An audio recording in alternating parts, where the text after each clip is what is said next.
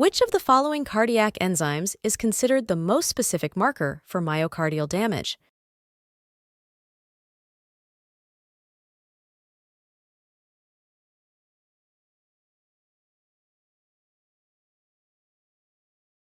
Which coronary artery supplies blood to the right atrium and SA node?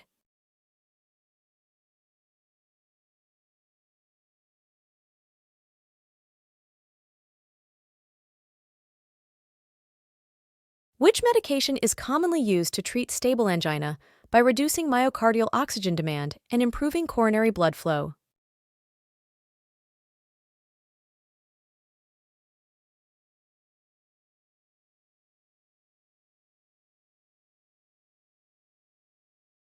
What is the primary function of the left ventricle in the heart?